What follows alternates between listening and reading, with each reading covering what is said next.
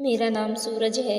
इस दुनिया में लोग चमक धमक और खूबसूरती के बड़े ही शौकीन हैं, मगर लोग यह नहीं जानते कि सादगी में छुपे हुए राज हमेशा सदा सच्चाई को बयां करते हैं, जबकि चमक धमक कभी भी खराब हो सकती है। सूरज मिष्ठान भंडार के नाम से मेरी बड़ी सी मिठाई की दुकान थी। मेरी मिठाई की दुकान मेन मार्केट में थी और फेमस दुकान थी, इसलिए मेरी दुकान पर हमेशा भीड़ लगी रहती थी। मैं सुबह अपने हलवाइयों के साथ मिलकर खुद मिठाई बनाया करता था, क्योंकि हमारे यहाँ की मिठाई शुद्ध देसी घी से बनती थी और साफ सफाई का तो बहुत ध्यान रखा जाता था, इसलिए सारी ही ताज़ा मिठाई शाम के 4 बजे तक ख़त्म हो जाया करती थी। शाम के 4 बजे मेरी दुकान पर गरम गरम समोसे पकौड़ी बिकते थे, जबकि दूध दही छाछ पनीर यह सारा दिन मिलते थे। ऊपर वाले का दिया मेरे पास सब कुछ था, किसी चीज़ की कोई कमी नहीं थी। मेरे घर में मेरी 2 बहनें, बूढ़े माता पिता और मेरे बड़े भाई भैया भाभी मौजूद थे। मेरी ज़िंदगी में कभी किसी तरह की कोई परेशानी नहीं आई थी, क्योंकि ऊपर वाले ने मुझे शुरू से ही कामयाब बनाया था। मेरे माता पिता बहुत खुश होते थे कि मैंने अपनी हलवाई की छोटी सी दुकान को बड़े मिष्ठान भंडार में बदल दिया था। लोग दूर दूर से मेरी दुकान की मिठाई खरीदने के लिए आते थे। पूरे शहर में मेरी मिठाई का बड़ा ही नाम था।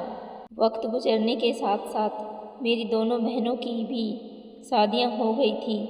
अब मेरी माँ चाहती थी कि वह मेरी भी शादी कर दे, लेकिन मेरा कहीं भी रिश्ता नहीं लग पा रहा था, क्योंकि मेरा रंग बहुत काला था। मैं देखने में ज़्यादा अच्छा नहीं था, लेकिन मैं एक होनहार और मेहनती इंसान था। मेरी मम्मी की ख्वाहिश थी कि वह मेरे लिए कोई खूबसूरत और कम उम्र की लड़की ही मेरी पत्नी बने, मगर ऐसा नामुमकिन था। मैं अपने भाई बहन में सबसे छोटा था। मुझसे बड़े मेरे तीनों भाई बहन बहुत सुंदर थे, तभी तो उनकी शादियाँ उनके ठीक समय पर हो गई थी। दिक्कत तो सिर्फ मेरी ही शादी में आ रही थी।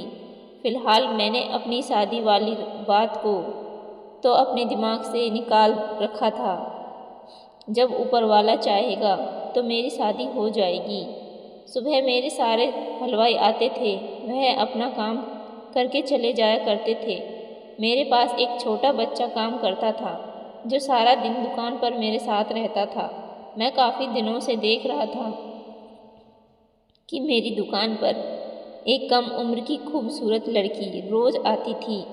उसे देखकर ऐसा लगता था कि वह बहुत गरीब है। मेरी मिठाई की दुकान में आगे जो डिस्प्ले में जितनी भी मिठाई लगी होती थी, वह उसे देखकर बड़ी खुश होती थी। ऐसा लगता था जैसे उसे भूख लगी हुई है, या उसको इस मिठाई को देखकर लालसा रहा है। मैं उसे मिठाई खाने के लिए निकाल कर दे देता तो वह बहुत खुश हो जाया करती थी।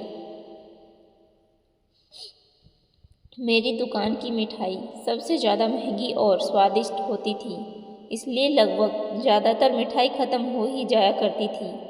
और कभी कभी वह लड़की शाम के टाइम पर भी मेरी दुकान पर आती थी। जब मैं उसे इस तरह से लड़ जाते हुए देखा तो उसे समोसे या पकौड़ी देने की कोशिश करता तो वह उनको लेती ही नहीं थी। बड़ी अजीब लड़की थी। कई बार तो वह हर रोज़ मेरी दुकान पर आती थी, और कभी कभी ऐसा होता था कि कई कई दिन गुजर जाते थे, वह लड़की मुझे कहीं नज़र तक नहीं आती थी।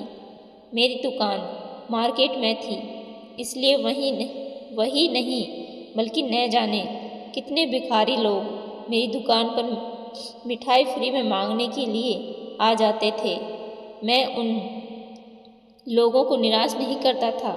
कभी मैं उनको पैसे दे दिया करता था, तो कभी अपनी दुकान से निकाल कर थोड़ी बहुत मिठाई उनको दे दिया करता था। कई दिन इसी तरह से गुजर रहे थे, जब मेरी माँ ने मुझे एक बहुत बड़ी खुशखबरी सुनाई थी। उन्होंने कहा था, बेटा मेरी ख्वाहिश पूरी हो गई है, मैं तेरे लिए जैसी लड़की की तलाश कर रही थी वैसी लड़की मुझे मिल गई है। माँ की बात सुनकर मुझे बड़ी हैरानी हुई थी कि आखिर ऐसा भी क्या हो गया है। माँ कहने लगी, तू नहीं जानता, मैंने एक लड़की देखी है, गरीब परिवार की है मगर बहुत खूबसूरत है। उसकी खूबसूरती सबके आगे फेल है। मुझे अपने बेटे के लिए ऐसी ही पत्नी चाहिए थी। माँ की बात सुनकर मैं निराश हुआ था। मैंने माँ से कहा, माँ तुम खुद से यह बात बना रही हो या सच में मेरा रिश्ता कहीं तय कर दिया है?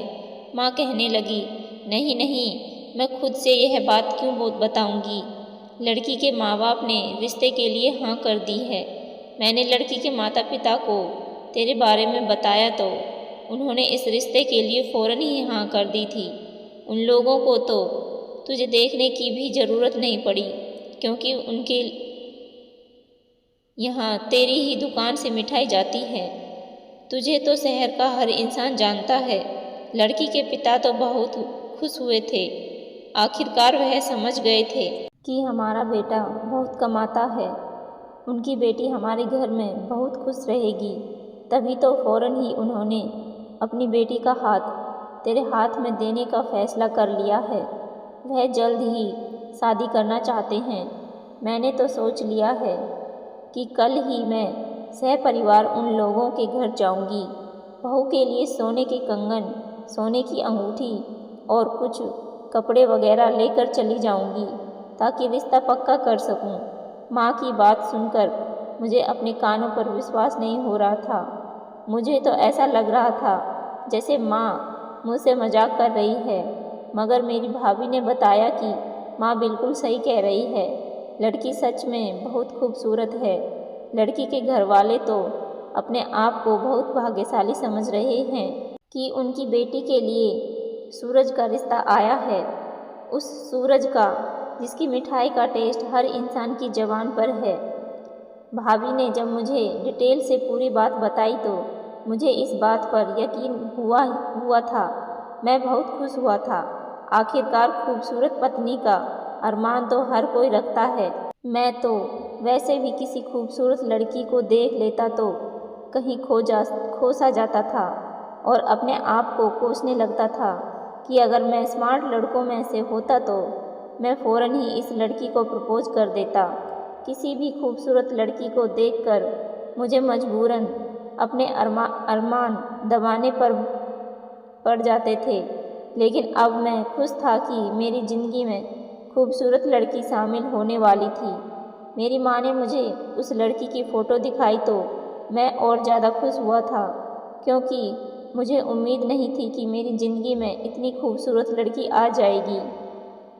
3 महीने मेरा उसके साथ रिश्ता लगा रहा था। मेरी माँ अब तक उसके लिए न जाने कितने गिफ्ट्स लेकर जा चुकी थी क्योंकि जब मेरे बड़े भाई की शादी हुई थी उन्होंने मेरी भाभी का लेन देन भी कुछ इसी तरह से किया था और अब तो उनके छोटे और लाडले बेटे की शादी होने जा रही थी, इसलिए वह और भी ज़्यादा खुश थी। मेरा पूरा ही परिवार मेरी शादी की बहुत खुशियाँ मना रहा था और फिर मेरी शादी का भी वक्त आ गया था। मेरी शादी खूब धूमधाम से हुई थी। लड़की के घर वाले मुझे अपना दामाद बनाने पर बहुत खुश थे। वह लोग गरीब थे, इसलिए अपनी तरफ से उनसे शादी में जितना हो सका था उन्होंने उतना इंतज़ाम किया था। इस चीज़ को लेकर हमें भी कोई परेशानी नहीं थी। वैसे भी हमें सिर्फ और सिर्फ लड़की से मतलब था, उसके परिवार वालों से नहीं। मेरी पत्नी विदा होकर मेरे घर आ गई थी। मेरे पिता ने शादी पर घर बहुत अच्छे से डेकोरेट करवाया था। मेरी पत्नी को मेरे कमरे में भेज दिया गया।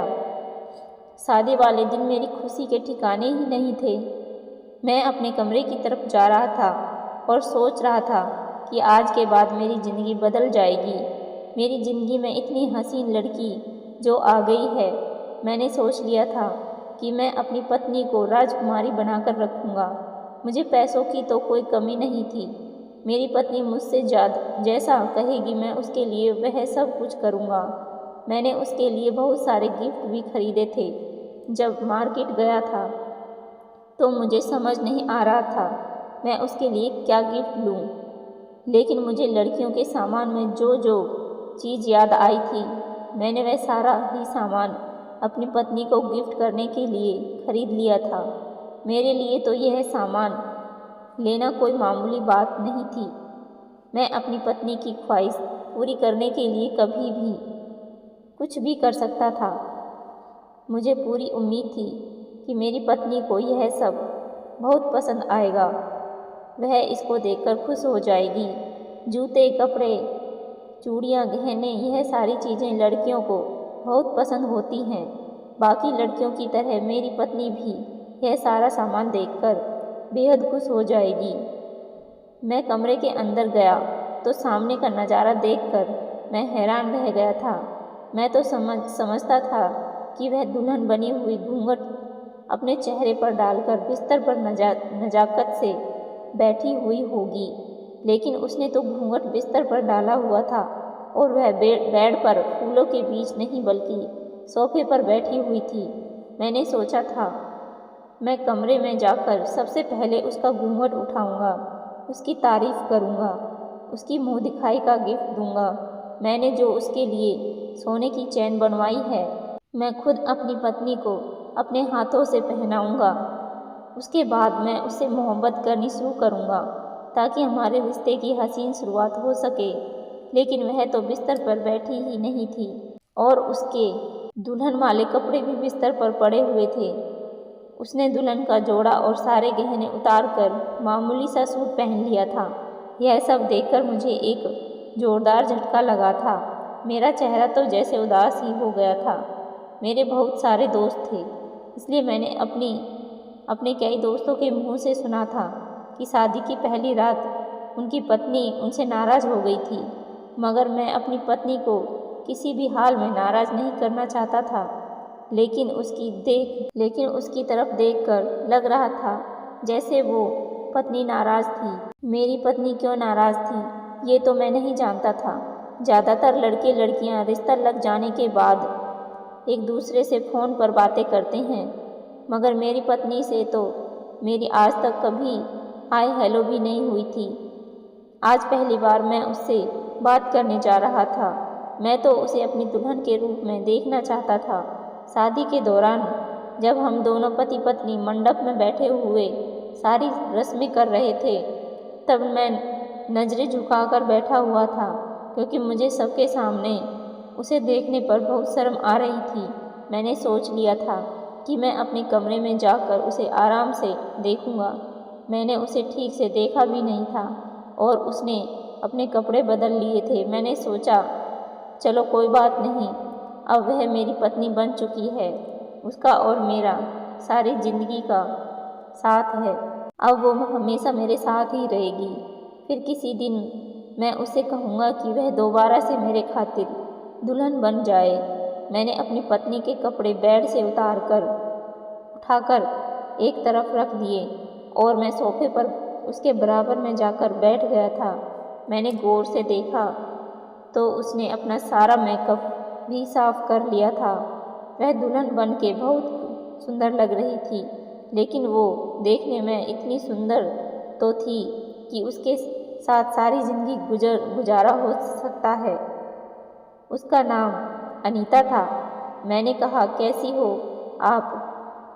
आपने अपने कपड़े चेंज क्यों कर लिए? शायद हैवी कपड़े से आपका दिल घबरा रहा होगा। वह नज़र झुकाए बैठी हुई थी। मेरे सवाल पर उसने चौंक कर मुझे देखा और कहने लगी, हाँ बस मुझे इतनी भारी कपड़ों से उलझन हो रही थी। मैं इतनी देर ऐसे कपड़ों में नहीं बैठ सकती थी। मैंने कहा ओह सॉरी, मुझे माफ़ करना, मुझे आइडिया नहीं था कि आप मेरा इंतज़ार कर रही होंगी, जबकि मैं तो टाइम पर ही कमरे के अंदर आया हूँ। उसने मेरे सवाल का कोई जवाब नहीं दिया था और वह उठकर बेड पर चली गई थी। मैं भी उठा और उसके बराबर में जाकर बैठ गया था, लेकिन इससे पहले मैंने अपने वह सारे बैग उठा लिए थे जिसमें मैं उसके लिए ढेर सारे गिफ्ट लेकर आया था। मैंने उसके सारे गिफ्ट उसके सामने रख दिए थे और उसे कहा था यह सब मैं तुम्हारे लिए लेकर आया हूँ। उसने सारे सामान में से किसी भी एक चीज़ को हाथ तक नहीं लगाया था। मैंने कहा, आप यह सारा सामान अपने हाथ में लेकर नहीं देखोगी? तो वह कहने लगी, इन गिफ्ट्स को अगर मैं हाथ लगा दूंगी तो क्या यह सब डबल हो जाएंगे? मैंने कहा, अरे आप जो कहोगी मैं आपके लिए हाजिर कर सकता हूँ। उसने कहा कि कोई ज़रूरत नहीं है, और यह आप भी मत कहो, मुझे मेरे नाम से पुकारो, मेरा नाम अनीता है। यह कहकर वह उठकर खड़ी हो गई थी। मैंने कहा, चलो यह तो और भी अच्छी बात है, मुझे तुमसे तकल्लुफ़ नहीं करना पड़ेगा। ठीक है, मैं तुम्हें तुम कहकर पुकारूंगा। तुम जरा ये गिफ्ट तो खोल कर देखो, मैं तुम्हारे लिए बड़े प्यार से लेकर आया हूँ। आओ यहाँ मेरे पास बैठो। वह मेरी बात सुनकर कहने लगी, मुझे तुम्हारे पास बैठने का कोई शौक़ नहीं है। मैं सब जानती हूँ कि तुम यह हरकतें क्यों कर रहे हो। मैंने कहा कि कैसी हरकतें? यह हरकतें ना करूँ तो और कैसी हरकतें करूँ? तुम मेरी पत्नी हो, आज हमारी शादी हुई है और सुहागरात है हमारी। उसने कहा, मैं यह बात आपको पहले दिन ही सीधे तरीके से बता देना चाहती हूँ कि यह शादी मेरी मर्जी से नहीं हुई है। मेरे माता पिता ने ज़बरदस्ती मेरी शादी तुम्हारे साथ कर दी है, वरना मुझे क्या पागल कुत्ते ने काटा था कि मैं एक बदशक्ल लड़के से शादी करती। कहाँ मैं खूबसूरत गोरी चिट्टी कम उम्र की लड़की, और कहाँ तुम प्योर काले रंग के पक्की उम्र के इंसान हो। मेरे पेरेंट्स ने मेरी शादी तुम्हारे साथ सिर्फ इसलिए करवाई हो क्योंकि वह गरीब लोग हैं। गरीबों की बेटियों की शादी गरीबों में ही होती हैं। अगर उनकी बेटी के लिए किसी अमीर परिवार से रिश्ता आ जाता है तो वह लोग अपने आप को बहुत भाग्यशाली समझते हैं। मेरे माता पिता भी तुम्हें अपने घर का दामाद बनाकर बहुत खुश हैं। मुझे तो कोई खूबसूरत लड़का मिल सकता था। मेरे माता पिता ने मेरी शादी सिर्फ तुम्हारा पैसा देखकर की है, लेकिन मुझे तुम पसंद नहीं हो और न ही मैं तुम्हें अपना पति स्वीकार करूँगी, इसलिए मुझसे दूर रहना। यह मत समझना कि मेरी तुमसे शादी हो गई है तो तुम मेरे साथ जो चाहे वह कर लोगे। मैं कोई मोम की गुड़िया नहीं हूँ जिसे तुम इस्तेमाल करते रहोगे और वह खामोश रहेगी। उसकी ऐसी बात सुनकर मेरे दिल को एक अजीब सी ठेस पहुँची थी, मगर फिर भी मैंने अपने चेहरे पर मुस्कुराहट सजाई हुई थी। मैंने कहा, अच्छा ठीक है, तुम जैसा चाहती हो वैसा ही होगा। तुम मुझसे बात नहीं करना चाहती, मेरे साथ बैठना नहीं चाहती, तो तुम मुझे बता दो कि शादी की पहली रात पत्नी को इम्प्रेस किस तरह से किया जाता है। आखिर मैं ऐसा कौन सा काम करूं जिससे तुम इम्प्रेस हो जाओ? मेरी कुछ समझ में नहीं आ रहा था, क्योंकि बस मुझे तो अपनी पत्नी को अपना बनाना था। मैंने उसे कहा, अच्छा ये गिफ्ट तो खोल कर देख लो, मगर उसने मेरा सारा सामान उठाकर टेबल पर रख दिया था। अब मैं खामोश रहने के अलावा कुछ नहीं कर सकता था, इसलिए मैं बिस्तर पर लेटकर सो गया था। मैंने बड़ी मुश्किल से खुद पर कंट्रोल किया था। मेरी फितरत ऐसी भी नहीं थी कि मैं उसके साथ ज़बरदस्ती कर लेता, इसलिए मैं अपनी पत्नी के सामने खामोश रहने लगा था। धीरे धीरे अनीता ने मेरी मोहब्बत का फ़ायदा उठाना शुरू कर दिया था। अगली सुबह उसने तैयार होने से पहले भी इनकार कर दिया था और नाश्ता भी मेरे साथ बैठकर नहीं किया था। मैं घर में बोर हो रहा था। जब मेरा घर में कोई काम नहीं था तो मैं बस अपनी दुकान पर ही चला गया था। मैंने सोचा कि शादी के अगले दिन ही नहीं बल्कि मैं शादी के बाद पूरे एक हफ्ते तक छुट्टी करूँगा, अपनी पत्नी के साथ शादी के हसीन पल गुजारूँगा। मगर मेरी पत्नी तो मुझसे बात तक करना पसंद नहीं करती थी, इसलिए मैं दुकान पर चला गया था। वहाँ पर मुझे सब देखकर हैरान हो रहे थे और कहने लगे, तुम्हें दुकान खोलने की इतनी जल्दी आ रही थी, तुम्हें अपनी पत्नी पर ध्यान देना चाहिए था, उसको वक्त देना चाहिए था। शादी के नए नए दोनों की बात ही कुछ अलग होती है। बाद में यह दिन लौट कर नहीं आते। अब मैं उन लोगों को क्या बताता कि मैं किस परेशानी में उलझा हुआ था। शाम का टाइम हुआ तो मैं दुकान पर अकेला बैठा हुआ था जब वही जवान लड़की आकर मेरे सामने खड़ी हो गई और मिठाई को बड़ी गौर गौर से देखने लगी। उसको देखकर ऐसा लग रहा था जैसे उसके मुंह में पानी आ रहा है। आज मैं अपनी पत्नी की वजह से परेशान था, इसलिए मैंने उसे गुल्लक से निकाल कर पैसे दे दिए, मगर उसने पैसे लेने से इनकार कर दिया था और फिर वह वहाँ से चली गई। शाम को मैं जल्दी दुकान बंद करके वापस घर आया तो मेरे घर में एक अजीब सा हंगामा मचा हुआ था। मेरी पत्नी ने मेरी बहनों के साथ जब बदतमीजी की थी। मेरी दोनों बहनें जो मेरी शादी की खुशी में मेरे घर आई हुई थी, मेरी पत्नी से झगड़ा होने के बाद वह दोनों गुस्से में मेरे घर से चली गई थी। वह अभी और घर पर कुछ दिन रहना चाहती थी क्योंकि अब अपनी नई भाभी के साथ भी कुछ दिन गुजारना चाहती थी। माँ भी इस बात पर बहुत नाराज़ थी क्योंकि आज से पहले कभी हमारे घर में औरतों के बीच लड़ाई नहीं हुई थी। भाभी का कहना था कि अनीता ने आज घर की सभी औरतों से जबान लड़ाई है। मेरी भाभी ने भी कभी किसी से बदतमीजी नहीं की थी और मेरी पत्नी ने पहले ही दिन अपनी तरफ से सबका दिल दुखा दिया था।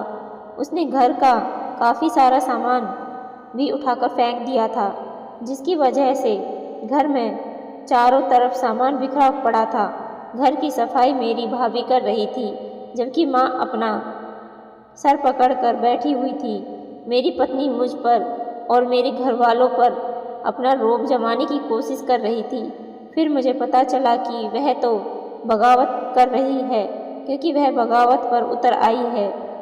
वह इस रिश्ते को निभाना नहीं चाहती थी, वह तो बदला ले रही थी, शायद इस बात का कि उसके माता पिता ने उसकी पसंद को अहमियत नहीं दी थी। लेकिन उसका बदला वह मुझसे क्यों ले रही थी? मैंने उसे प्यार से समझाया था। मैंने बहुत सी वीडियो देखी थी कि औरत के सामने नरमी से पेश आने पर औरत तुम्हारे साथ ही अच्छे तरीके से पेश आती है। मैं भी उसे प्यार मोहब्बत से सब कुछ समझा रहा था। मैंने कहा कि देखो, ये अब तुम्हारा घर है और हमारी शादी हो गई है, रहना तो तुम्हें अब मेरे साथ ही है। उसने कहा कि शादी हो गई है इसका मतलब यह तो नहीं कि हम हमेशा एक साथ रहेंगे, बीच का भी तो कोई रास्ता निकल सकता है। मैंने कहा कि क्या मतलब बीच का कोई रास्ता निकल सकता है? तुम आखिर क्या कहना चाहती हो? शादी के दूसरे दिन तुमने इतना हंगामा कर दिया है, भला नई नवेली दुल्हन पर यह सब शोभा देता है क्या? तो वह कहने लगी, हाँ, मुझे सब कुछ शोभा देता है। मेरा मानना है कि जब लड़की की शादी ज़बरदस्ती उसकी मर्जी के खिलाफ कर दी जाए तो उसे अपने ससुराल जाने के बाद कुछ ऐसा ही करना चाहिए जो मैं कहना चाहती हूँ। वह बात तुम बहुत अच्छे से समझ गए हो, तो फिर ऐसा करते क्यों नहीं हो? उसकी बात सुनकर मैं घबरा गया था। मैंने कहा, तुम पागल हो गई हो क्या? तुम चाहती हो कि मैं तुम्हें डिवोर्स दे दूँ? हम लोग उसके अलावा भी तो और कोई रास्ता निकाल सकते हैं, है ना? उसने कहा, मुझसे दूर जाने का तुम्हारे पास इसके अलावा और कोई रास्ता नहीं है। मैंने कहा, खामोश हो जाओ, मैं ऐसा करने के बारे में सोच भी नहीं सकता। उसने कहा, तो फिर ठीक है, मैं तुम्हारे साथ नहीं रहना चाहती। मैंने कहा, देखो, आखिर मुझ में क्या कमी है, मैं तुम्हें बहुत खुश रखूँगा। उसने कहा, लेकिन मेरी शादी तुम्हारे साथ नहीं है।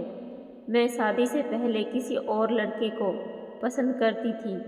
इससे पहले मेरे घर वालों को मेरी पसंद के बारे में पता चलता।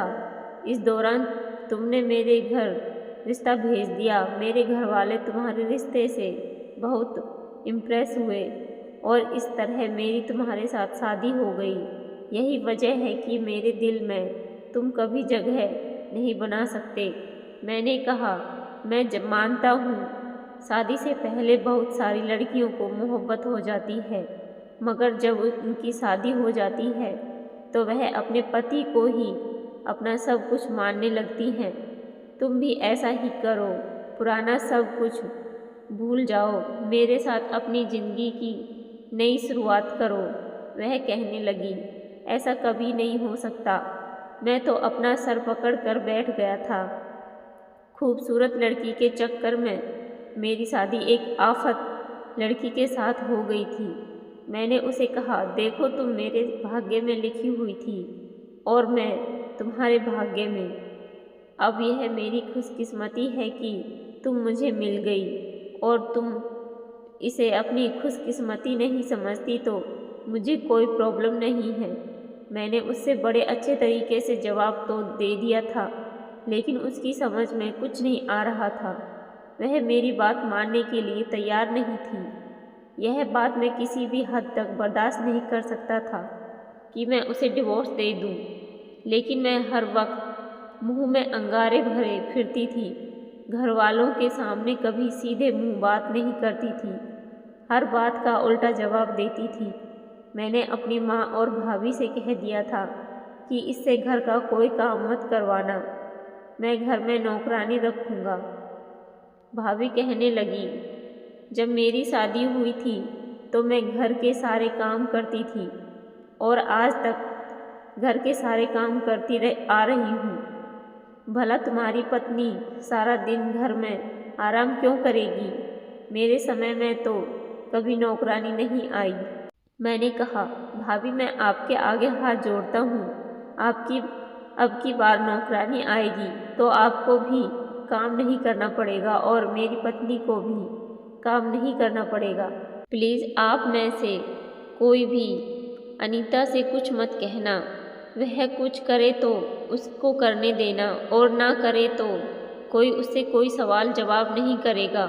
मैं घर का माहौल ख़राब नहीं करना चाहता। पहले ही मैं इससे शादी करने के बाद बहुत परेशान रहने लगा हूँ। मैं गुस्सा करते हुए अपनी दुकान पर चला गया था। मैंने फिर से इस लड़की को देखा था। वह दुकान के बाहर खड़ी हुई खाने पीने के सामान को बड़ी गौर गौर से देख रही थी।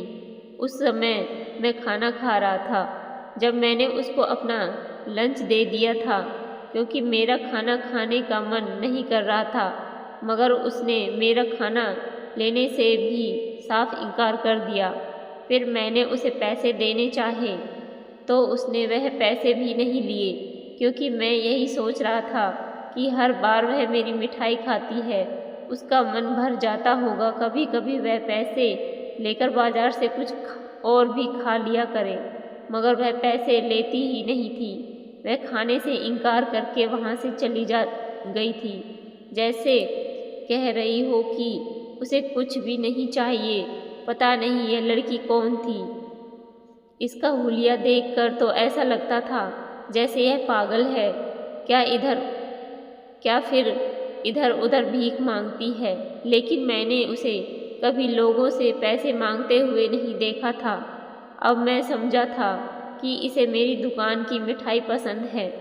उसके जाने के बाद मैं अपनी पत्नी के बारे में सोचने लगा था कि मैं अपनी पत्नी के लिए क्या नहीं करता। उसकी हर बात मानता हूँ, फिर भी वह मुझसे खुश नहीं होती। मेरे हिसाब से बहुत खुशकिस्मत थी जिसे इतना प्यार करने वाला पति मिला था।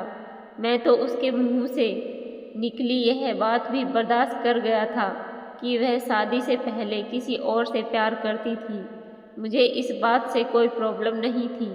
वह एक बार मेरी कदर कर के तो देखती। मैं सारी जिंदगी उसका गुलाम बनकर रहने के लिए तैयार था। हर बात के लिए मैं अपनी पत्नी को सिर्फ समझ सकता था, क्योंकि उसकी हरकतें तो ऐसी थी कि शादी के पहले दिन से ही मुझे उसको काबू में रखना चाहिए था। एक दिन तो वह किसी से फ़ोन पर बात कर रही थी। मैंने कहा, किससे बात कर रही हो? कहने लगी, उसी से बात कर रही हूँ जिससे शादी से पहले मैं मोहब्बत किया करती थी। मेरे दिल में उसके लिए मोहब्बत आज भी कम नहीं हुई है। मैंने कहा, यह क्या हरकत हुई? तुम अभी तक उस लड़के को भूल ही नहीं हो। तुम जानबूझकर ऐसी हरकतें कर रही हो ताकि मैं तुम्हें छोड़ दूँ। वह कहने लगी, अरे वाह, तो मैं इस बात का अंदाज़ा हो गया है। उसने हम दोनों का बिस्तर भी अलग कर लिया था। मैं बेड पर सोता था तो खुद सोफे पर सो जाती थी। मुझे बुरा लगता था कि वह सारी रात सोफे पर रहेगी तो उसे ठीक से नींद नहीं आएगी, इसलिए मैंने ही सोफे पर सोना शुरू कर दिया। मुझे भी नींद नहीं आती थी, लेकिन वह मज़े से बेड पर सोती रहती थी। उसका बॉयफ्रेंड के साथ अब उसकी बातचीत काफ़ी हद तक बढ़ गई थी। वह मेरा भी कोई लिहाज नहीं करती थी और उसके साथ खूब प्यार मोहब्बत की बातें करती रहती थी। मुझे यह सब देखकर बहुत गुस्सा आता था, मगर मैं खुद पर कंट्रोल कर लिया करता था। उसे मेरी कोई फिक्र नहीं थी। अरे फिक्र तो वहाँ होती है जहाँ मोहब्बत होती है। जहाँ मोहब्बत ही ना हो वहाँ फिक्र कहाँ से आएगी। मेरी मम्मी मुझसे कहती थी कि अब वह अपने बॉयफ्रेंड से मिलने के लिए भी जाने लगी है, क्योंकि मोहल्ले के लोगों ने उसे किसी लड़के के साथ मिलते जुलते देखा था। इसलिए शिकायत मेरे घर तक पहुंच गई थी। मेरी पत्नी पर किसी तरह की कोई रोक टोक नहीं थी। यही वजह थी कि वह इतनी बिगड़ गई थी। वो चाहती थी कि मैं किसी तरह उसे छोड़ दूं ताकि वो अपने पुराने आशिक के साथ आसानी से शादी कर सके। मैं हर बात से खामोश हो गया था। मैं उसके लिए इतना कुछ बर्दाश्त कर रहा था, अपने घर वालों की भी बातें सुन रहा था। वह मुझे बार बार कह रहे थे कि तुम इस लड़की को छोड़ दो, यह तुम्हारे लिए ठीक नहीं है, तुमने इसको सर पर चढ़ा लिया है। मेरी माँ की ही तो ख्वाहिश थी कि वह खूबसूरत लड़की को मेरी पत्नी बनाए। अब मेरी खुशियों को नज़र लग गई थी तो मैं क्या कर सकता था। मेरी पत्नी मेरी ज़िंदगी में आ तो गई थी, मगर वह मेरी ज़िंदगी में शामिल नहीं हुई थी। मुझे उससे अभी तक एक पल की भी मोहब्बत नहीं मिली थी। मैंने अपनी पत्नी को एक बात अच्छी तरह से समझा दी थी कि तुम कुछ भी कर लो, मैं तुम्हें नहीं छोड़ने वाला। तुम मेरी ज़िंदगी से कभी दूर नहीं जाओगी। मैं तुम्हारी बहुत बात मानी है, आगे भी मानूंगा। तुम्हारा ख्याल रखता हूँ, करता हूँ, हमेशा करूँगा। हो सके तो तुम अपने आशिक को भूल जाओ, वरना वह मेरे हाथों से मारा जाएगा। मैं तुम्हें किसी हाल में भी नहीं छोड़ने वाला। मगर वह तो सीना तान कर मेरे सामने खड़ी हो जाती थी। मैंने अपने घर वालों को भी बहुत अच्छे तरीके से समझा दिया था कि वह कुछ भी करे, आप लोगों को उसके बीच में नहीं बोलना है। उसका चक्कर अपने आशिक के साथ अभी भी चल रहा था। ना वह लड़का पीछे हटने वालों में से था और ना ही मेरी पत्नी। मैंने इस मैटर में किसी दिन आराम से अपनी पत्नी से बात करने के बारे में सोचा था। मैं अपनी दुकान पर बड़ा परेशान बैठा हुआ था जब हर बार की तरह वो लड़की फिर से मेरी दुकान के पास आकर खड़ी हो गई और मिठाई को देखने लगी। आज मैंने उस लड़की को दुकान के अंदर बुला लिया था और उसे बैठने के लिए कुर्सी भी दी थी। आज पहली बार ऐसा था कि मैं उसे बहुत करीब से देखा था। मैंने अपनी दुकान की सबसे महंगी और बेस्ट मिठाई प्लेट में निकालकर उसे खाने के लिए दे दी थी। वह बैठी हुई खा रही थी और खूब जायके ले रही थी, खुश भी हो रही थी। मिठाई खाने के बाद उसने प्लेट एक तरफ रख दी थी और वह अपने शरीर को बुरी तरह से खुजा रही थी। वह अपने कपड़े हटाकर खुजा रही थी। मुझे उसकी यह हरकत बड़ी अजीब लगी थी। वह जवान लड़की थी, उसे अपने शरीर को ढक कर रखना चाहिए था, मगर वह लड़की ऐसे रिएक्ट कर रही थी जैसे उसकी दिमागी हालत ठीक नहीं है। उसका हुलिया बहुत गंदा हो रहा था। ऐसा लग रहा था जैसे उसे नहाए हुए कई दिन गुजर गए हैं। यही वजह थी कि उसके शरीर में खुजली हो रही थी। मगर इस दौरान जब वह पागलों की तरह अपने शरीर को खुजा रही थी, तब मेरी नज़र उसके शरीर के कुछ ऐसे हिस्सों पर चली गई थी जहाँ पर मेरी नज़र नहीं जानी चाहिए थी। लेकिन जो मैंने अपनी आंखों से देखा उसे देखकर मेरे होश उड़ गए थे, क्योंकि उस लड़की के शरीर पर चोट के निशान लगे हुए थे। यह लड़की देखने में बड़ी मासूम लगती थी। ऐसा लग रहा था जैसे इस बेचारी पर अत्याचार होता है, इस पर मारपीट की जाती है, मगर इस मासूम को कौन मारता था। थोड़ी देर को मेरी दुकान पर बैठने के बाद वह वहाँ से चली गई थी। वह कुछ बोलती नहीं थी, शायद वह गूंगी थी। मैंने अपनी दुकान पर छोटू को बैठा रहने के लिए कहा और न जाने क्यों मैं उसके पीछे पीछे उसे देखने के लिए चला गया था कि वह कहाँ जाती है। वह किसी से भीख नहीं मांग रही थी, बस इधर उधर ही टहल रही थी। थोड़ी देर के बाद वह एक घर में चली गई। यहाँ पर मैंने कुछ लड़कों को घर के अंदर जाते हुए देखा था। उनमें से एक लड़के ने उसे धक्का देकर घर के अंदर कर लिया था।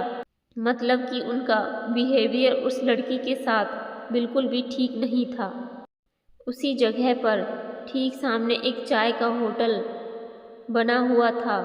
मैं उस होटल के मालिक के पास गया और उससे पूछा आखिर यह लड़की कौन है और इन लड़कों की क्या लगती है।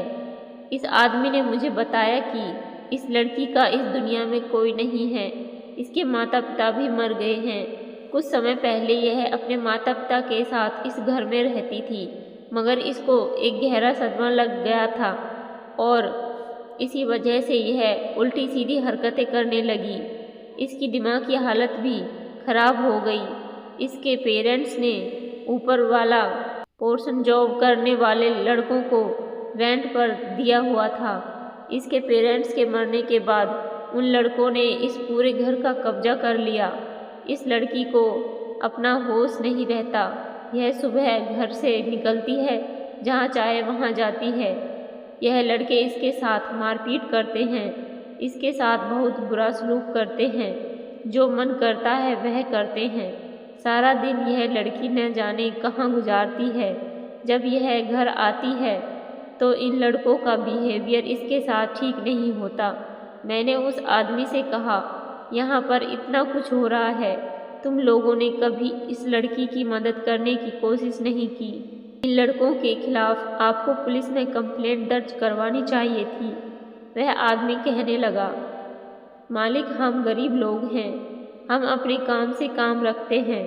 थोड़ी देर उससे लड़की के बारे में जांच पड़ताल निकालने के बाद मैं वापस अपने घर आ गया था। मैंने छोटू को फ़ोन करके बोल दिया था कि वह दुकान बंद कर दे।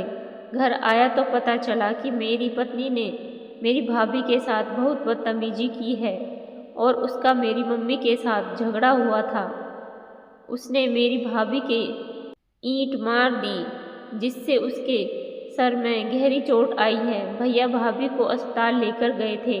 मेरी भाभी दर्द से करहा रही थी। आज तक कभी मेरे घर में ऐसा कुछ नहीं हुआ था। अब मुझे अपनी पत्नी पर बेहद गुस्सा आ गया और मैं वह फैसला करने पर मजबूर हो गया था जो मैं नहीं करना चाहता था।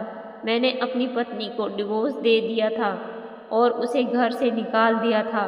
वह अपने काम में कामयाब हो गई थी। मैंने कहा था, लेकिन खबरदार, अगर तुमने मेरे घर से कोई भी सामान लिया, जो सामान तुम्हारे घर वालों ने दिया है, उसे मैं खुद तुम्हारे घर वापस भेज दूंगा। वह शायद यह समझती थी हमारे घर का जितना भी कीमती सामान है वह अपने साथ ले जाएगी, मगर मैंने उसे किसी चीज़ को हाथ तक न लगाने दिया था और घर से निकाल दिया था। भाभी अभी भी अस्पताल में एडमिट थी। कुछ दिन बाद भाभी घर आई थी। मेरी पत्नी के जाने के बाद घर में एक अजीब सा सुकून फैल गया था, क्योंकि उसने मेरी भाभी, मेरी बहनों और माँ का बहुत पीछा लिया हुआ था। जिस दिन से मेरी शादी हुई थी, मेरी बहनें अनीता की वजह से घर में आती नहीं थी। कुछ दिन इसी तरह से गुजर गए थे। फिर मैंने एक नया काम करने का फैसला कर लिया था। मैंने अपने एक मीडिया रिपोर्टर दोस्त को लिया और पुलिस को भी फ़ोन कर दिया था और अपने बाकी भी कुछ दोस्तों को बुला लिया था। मैं उन सब के साथ उस लड़की की मदद करने के लिए चला गया था, क्योंकि उस लड़की की कहानी सुनकर मुझे बहुत अफसोस हुआ था।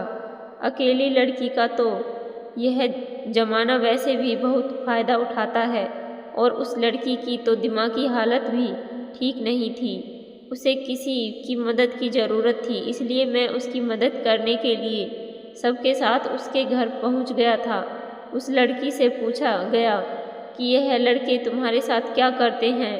मेरे रिपोर्टर दोस्त ने उनसे ढेर सारे सवाल किए थे। वह लोग साफ मुकर रहे थे कि उन्होंने कुछ नहीं किया है, मगर उस लड़की के शरीर पर लगे निशान यह गवाही दे रहे थे कि उसके साथ मारपीट की जाती थी। पुलिस वहां पर आई तो पुलिस ने भी उन सारे लड़कों को अरेस्ट कर लिया था, और उस लड़की से जब प्यार से सारे सवाल जवाब किए गए तो उन्होंने लड़कों के बारे में बताया कि वह उसके साथ रात को बदतमीजी करते हैं और उसको मारते पीटते भी हैं। घर की तलाशी ली गई तो घर से सिगरेट, ताश खेलने के पत्ते, शराब की बोतलें भी बरामद हुई थी। वह लोग रात को नशा करने के बाद इस लड़की का इस्तेमाल करते थे। सारा दिन यह लड़की इधर उधर भटकती रहती थी। इन लोगों ने उसके माता पिता के घर पर भी कब्जा कर लिया था। लड़की का इलाज अस्पताल में चल रहा था।